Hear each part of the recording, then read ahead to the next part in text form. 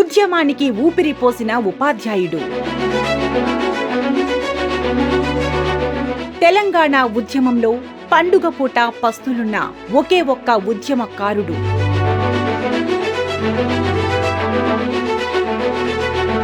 స్వరాష్ట్ర సాధన కోసం తనదైన ఒరవడి.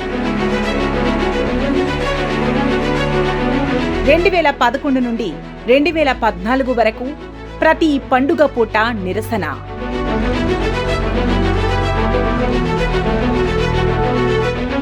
దసరా పండుగ పూట ప్రారంభమైన నిరసన దీక్ష తెలంగాణ రికార్డులో నమోదైన పండుగ దీక్షలు.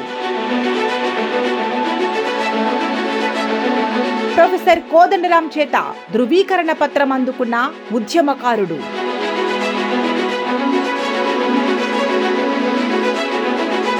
తెలంగాణ రాష్ట్ర సాధనలో ప్రత్యేక ముద్ర.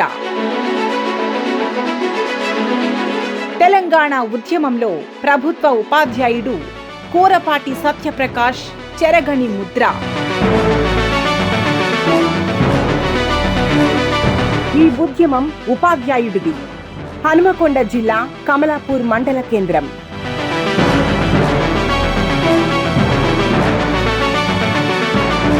జూన్ 2 తెలంగాణ రాష్ట్ర ఆవిర్భావ దినోత్సవం పురస్కరించుకుని ప్రత్యేక కథనం.